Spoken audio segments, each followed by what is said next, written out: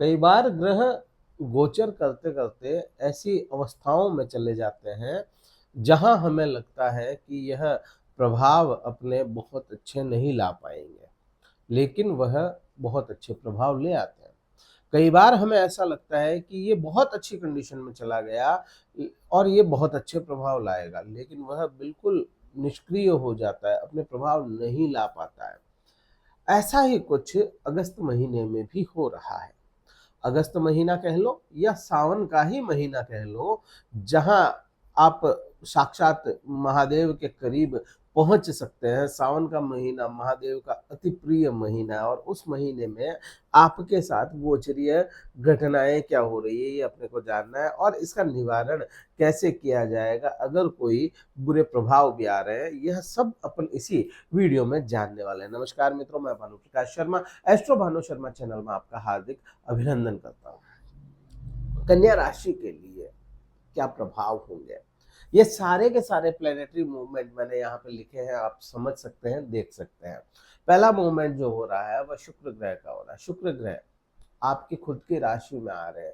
यहाँ पे कहने को तो शुक्र ग्रह निम्न के हो रहे हैं, अपनी निम्न अवस्था में जा रहे हैं।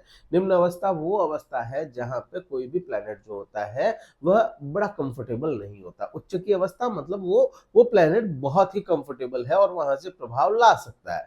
निम्न अवस्था वो होती है जहां पे अगर कोई शत्रु प्लेनेट है और वह निम्न का हुआ तो वह और बुरे परिणाम भी ला सकता है, लेकिन वो कंफर्टेबल नहीं है वहां पे। आपका मित्र प्लेनेट है वह भी अगर निम्न का हो रहा है तो वह कंफर्टेबल नहीं है, जितने अच्छे परिणाम ला सकता है उतने नहीं ला पाता। लेकिन अपने को इस निम्न अवस्था को छोड़ करके इसके मैत्री भाव को समझना पड़ेगा कि आपको कैसे प्रभाव आएंगे, क्योंकि आपके लिए शुक्र ग्रह जो है आपके भाग्य भाव का स्वामी है, भाग्येश है आपका। शुक्र ग्रह आप देखोगे कि भाग्येश के अलावा आपके धनेश भी हो गए। अब धनेश और भाग्येश जब लग्न से संबंध बनाए, ऐसे समय में आपका भाग्य जो होता है वह आपका साथ देता है। अब ऐसा तो हो नहीं सकता कि कन्या राशि वाले जातक जितने भी है किसी का भाग्य साथ नहीं देगा, शुक्र नीच का है तो ऐसा तो हो ही नहीं सकता ना। लेकिन ऐसा तो हो सकता है कि हाँ, किसी के बहुत अच्छा, किसी के लिए थोड़ा कम साथ देगा। तो भाग्येश यहाँ पे आपके कनेक्ट कर रहे हैं लग्न से, आपका भाग्य यहाँ पे साथ देना शुरू हो। प्लस क्योंकि ये भाव जो है ये धार्मिक भाव भी है, या कहूं कि धर्म का भाव भी है, या कहें कि कर्तव्यों का भाव भी है। तो यहाँ पे इस समय में आप अपने कर्तव्यों को पूर्ति करते हुए नजर आएंगे, आप अपने कर्तव्यों की ओर बढ़ते हुए नजर आएंगे। आपके जो भी आपकी ड्यूटीज है वो आप पूरी करेंगे इस समय में, और धन की स्थितियां भी यहाँ पे थोड़ी ही सही लेकिन मजबूत होती हुई अपने को समझ में आती है। फिर इसी शुक्र की दृष्टि आप देखोगे तो सप्तम भाव पे आ रही है। अब सप्तम भाव पे आपके शुक्र की दृष्टि आना, काल पुरुष की कुंडली में सातवां भाव खुद शुक्र का है, काल पुरुष की कुंडली में सातवें भाव में जाकर के शनिदेव उच्च के हो जाते हैं। तो यहाँ पे आपको सेवंथ हाउस के इफेक्ट काफी अच्छे समझ में आएंगे। अच्छे क्या होंगे, पति पत्नी के व्यवहार में यहाँ पे मधुरता देखने को मिलेगी, पति या पत्नी का साथ आपको देखने को मिलेगा। और यहाँ पे व्यापार भी होता है तो ये भाव व्यापार का है। इस समय में आप जो भी व्यापार करते हैं उस व्यापार से लाभ मिलने के भी योग काफी अच्छे बन जाते हैं। तो यहाँ पे ये परिणाम अपने को समझ में आता है। धार्मिक क्रियाकलापों में शामिल होना, धर्म की ओर बढ़ना, क्योंकि धर्म की ओर शुक्र बढ़ा रहा है, धर्म की ओर शुक्र और शनि दोनों ही बढ़ा रहे हैं। तो धार्मिक क्रियाकलाप, कोई पूजा, कोई हवन, कोई अनुष्ठान, उसमें हिस्सा लेना, किसी मंदिर में जाना, मंदिर की यात्रा करना, यह भी इस समय में आपका समझ में आता है अपने को। तो यहाँ पे ये परिणाम अभी काफी सुखद ही देखने को मिलेंगे। अगला परिवर्तन हो रहा है वह देखें। अगला परिवर्तन जो हो रहा है वह कन्या राशि वाले जातकों के लिए हो रहा है मंगल ग्रह का। अब मंगल ग्रह कहाँ पे विराजमान होंगे और आपके लिए क्या है। मंगल ग्रह को देखोगे तो आपके अष्टम भाव का स्वामी है, अब आठवें का स्वामी है और आपके पराक्रम का स्वामी है, हिम्मत, करेज, मेहनत का स्वामी है। अब ये दोनों ही भाव जो माने गए हैं मारक भाव या कहे नेष्ट भाव है, मैलेफिक भाव है। अब ये प्लैनेट जाकर के कहां बैठ गया, आपके 10वें भाव में, कर्म स्थान में।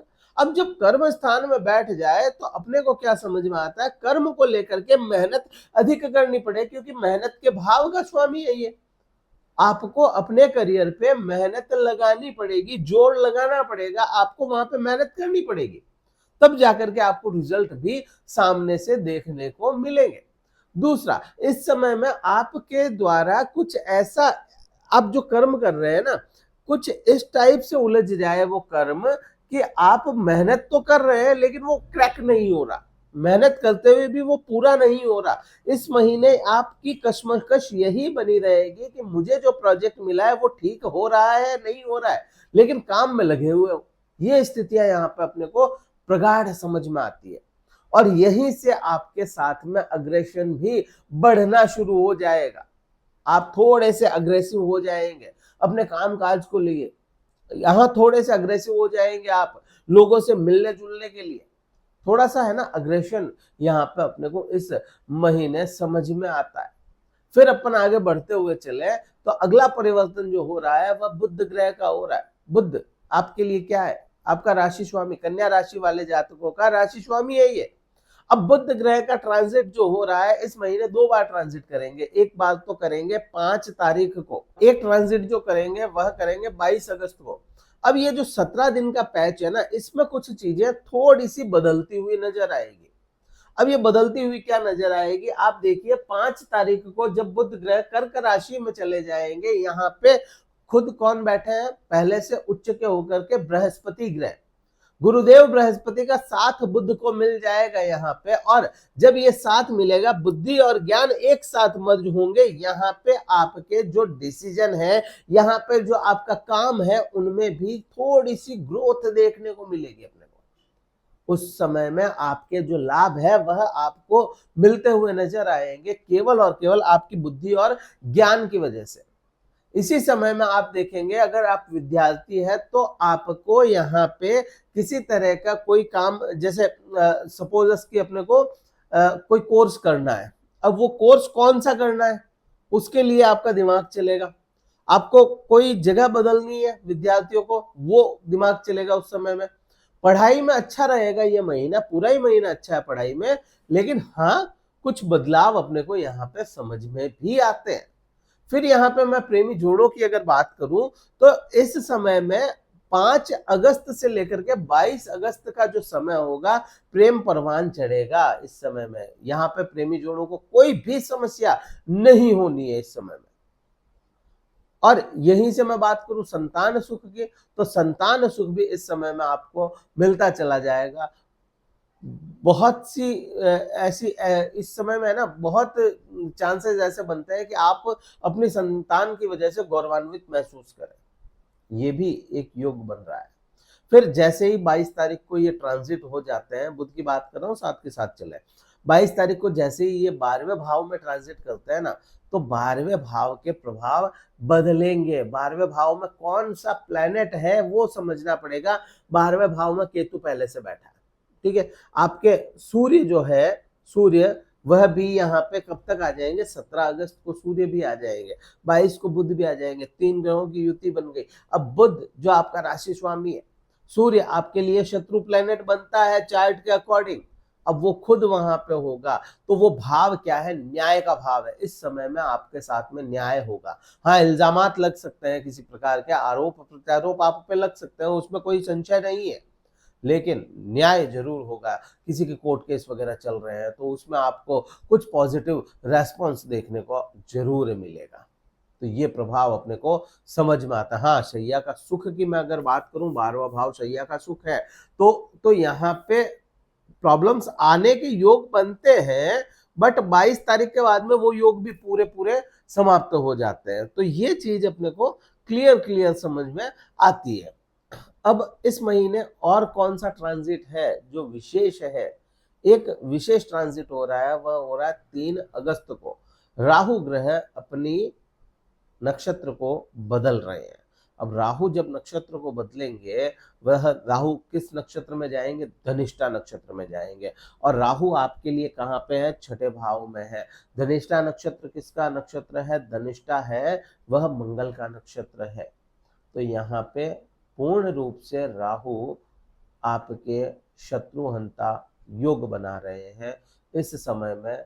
देखो बहुत ज़्यादा मैं राहु की बात नहीं कर रहा, क्योंकि राहु के लिए डेडिकेटेड एक वीडियो लाना पड़ेगा।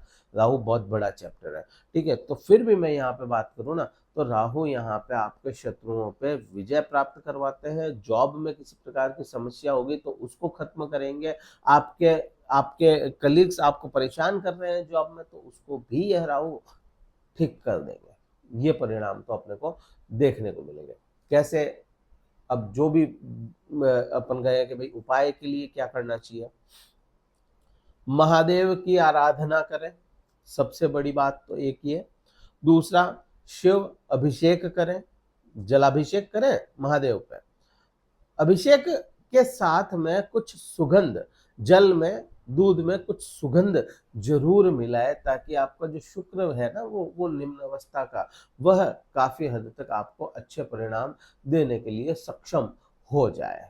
सुगंध मिलाएं, कुछ आप मीठा मिलाएं उस अभिषेक में। आप शक्कर मिला सकते हैं, शक्कर मतलब जो देशी शक्कर होती है, गुड़ से निर्मित, वो शक्कर मिलाएं। गन्ने के रस का भी अभिषेक किया जा सकता है। इस समय में काफी अच्छे परिणाम आपको देखने को मिलेंगे। ये वीडियो कहीं ठीक लगे, लाइक करना, शेयर करना, सब्सक्राइब जरूर करना चैनल को। और अगर कुंडली विश्लेषण करवाना चाहते हो, डिस्क्रिप्शन में कार्यालय नंबर है, व्हाट्सएप मैसेज द्वारा संपर्क करके अपना स्लॉट बुक करवा के फिर मुझसे बात कर सकते हैं। इस वीडियो में इतना ही था। जय हिंद, वंदे मातरम, भारत माता की जय।